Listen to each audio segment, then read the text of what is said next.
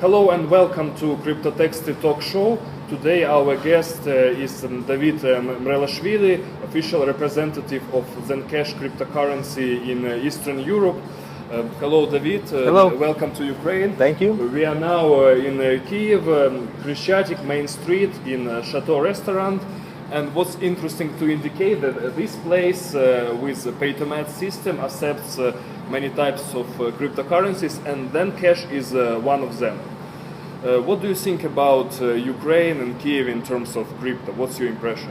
Well, I was quite impressed. I always heard that Ukraine is one of the sort of IT hubs of Eastern Europe, and it's becoming much more larger scale even for the whole world. But I was quite impressed when I actually saw it, met a lot of people, including crypto and the blockchain space. I think it has a huge potential given the amount of talent that you guys have in the IT industry. So I'll be definitely coming back here for more activities and more business. Speaking about ZenCash, I think it's very interesting cryptocurrency. I met with the co-founder of ZenCash, Rob Viglione. As I know, you call him Zen Master. I met him in World Blockchain Forum in Dubai. For me, what, for example, defines ZenCash from other cryptos is that you state that you have 24-hour, 24/7 support.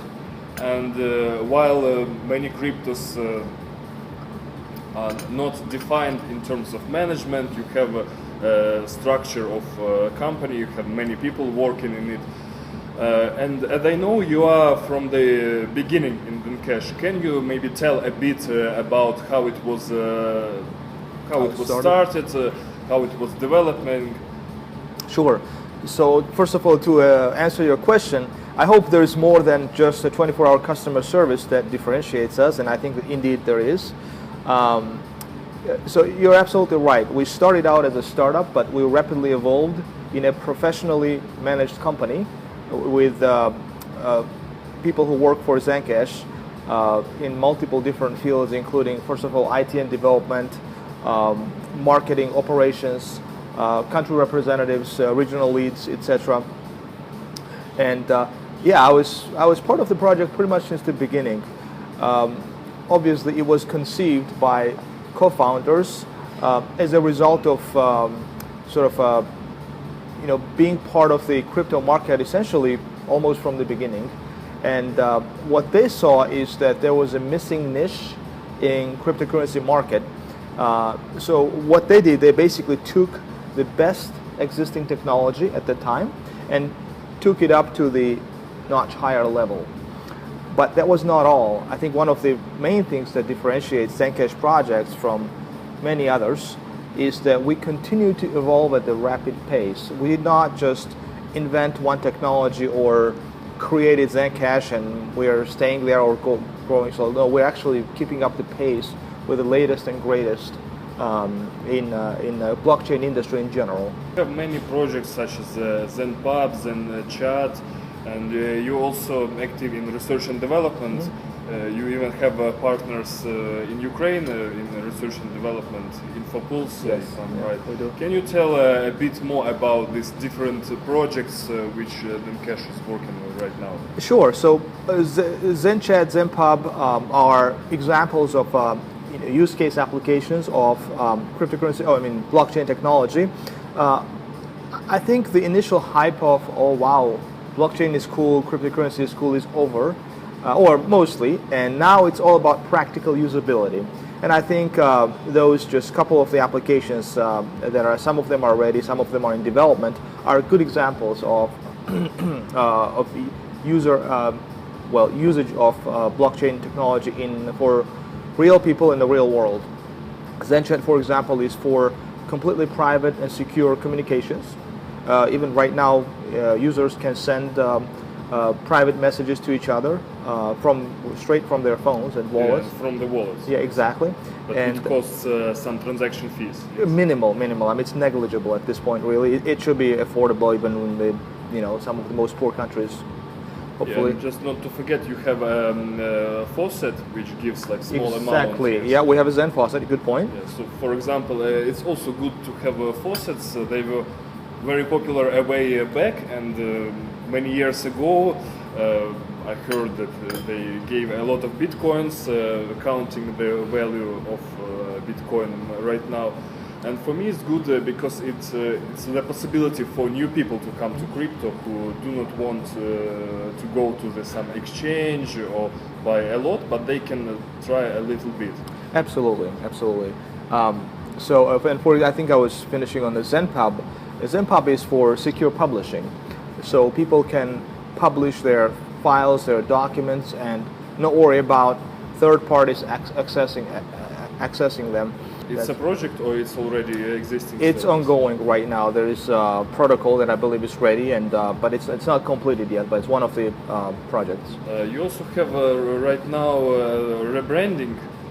Why do you have it? Because as for me, then logo, it's quite interesting, and you are active. ZenCash is active participant of different conferences. You actively are present and distributing these different attributes, and this logo is known. I even remember the case once I had a client who consulted with me in promotion of blockchain forums. It was one of the new forums, and I saw that the logo is the same as ZenCash.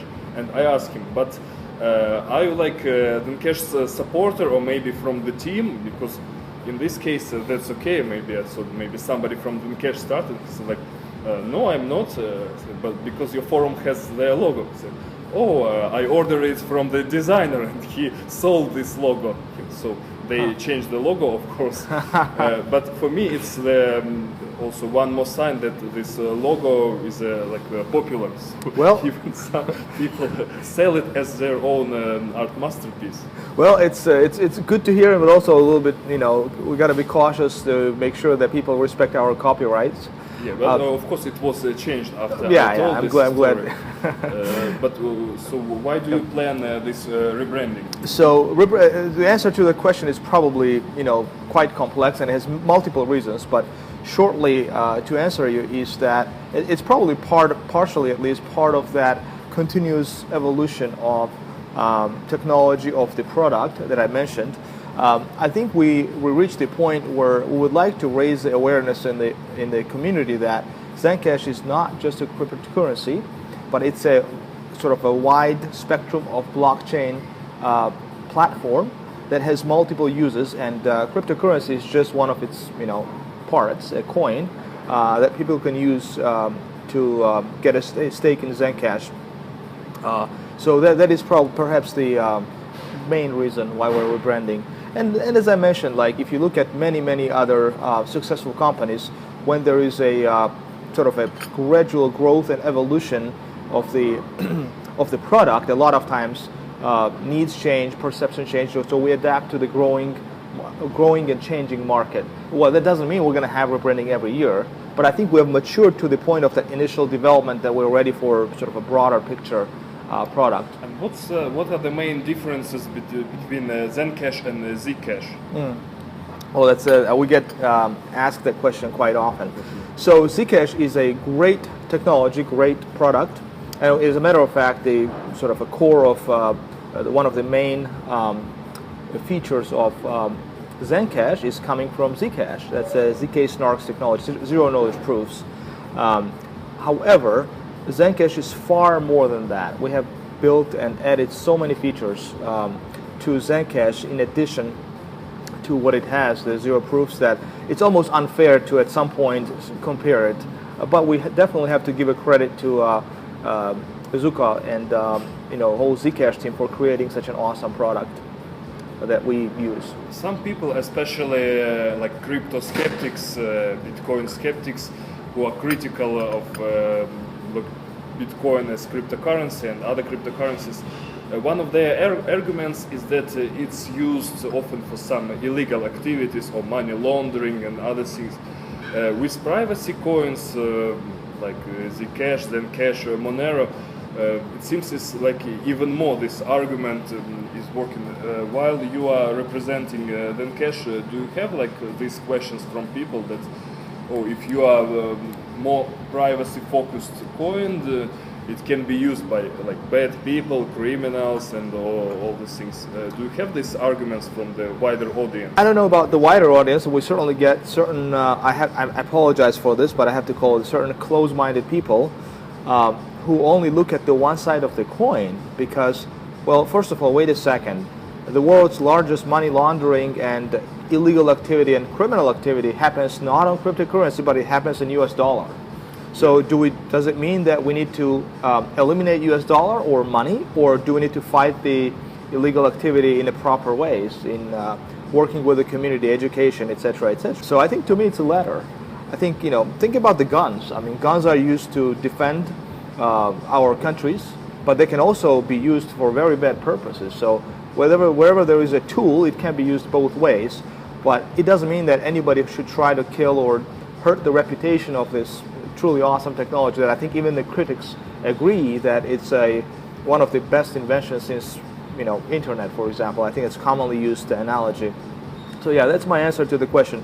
We shouldn't find the negative aspects of it that can be found to anything, can be found to sugar. I mean, for example, right? It actually is pretty harmful if you use it in too much, but rather just use it appropriately.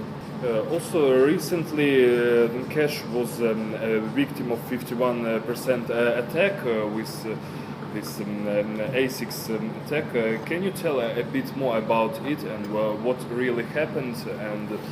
And as I know, some exchanges later to prevent, they made like longer time for 100 confirmations. I think yes. Before there was maybe 6 or 20 confirmations. Correct.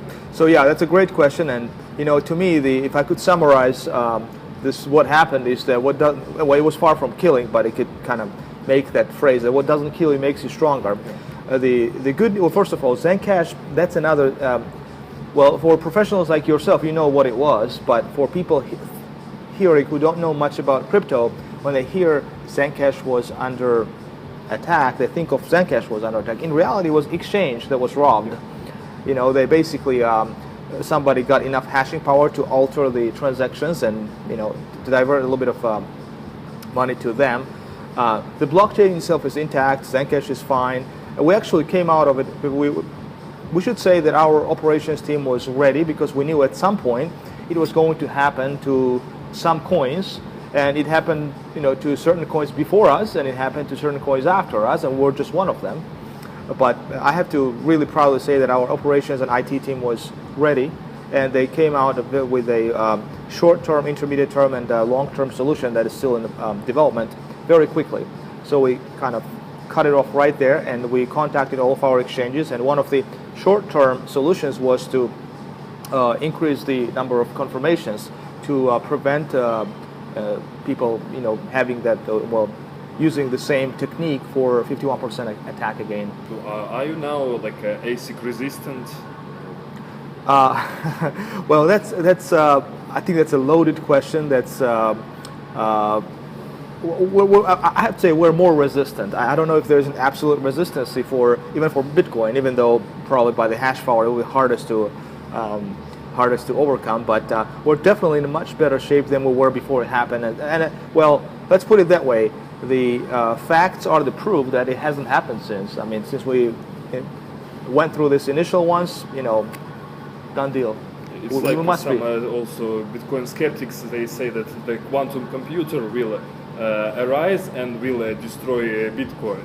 But also from another point, if somebody has like this huge power of quantum computer, he or she can hack a lot of things like banks and probably Bitcoin or ZenCash won't be the primary target, and also the security technology also will evolve. So exactly, it's too early to be afraid of. Again, it goes back to the example I brought earlier, that whiners will whine, complainers will complain, and negative people will keep looking at only at one aspect of it. Like if the quantum computers will be for the evil guys, or will be for the good guys as well. So there'll be quantum ZenCash or something like that by that time, and that's another key. Perhaps the cryptocurrencies or blockchain platforms that are at the stage where they're now, if they don't evolve with the market, with the technology evolving, they will likely be subject to getting hurt.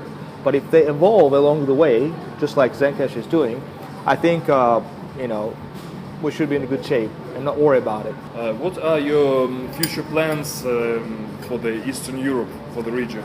I think the biggest thing I would like to do is reach as many people as possible, and your video is, a good way to do that.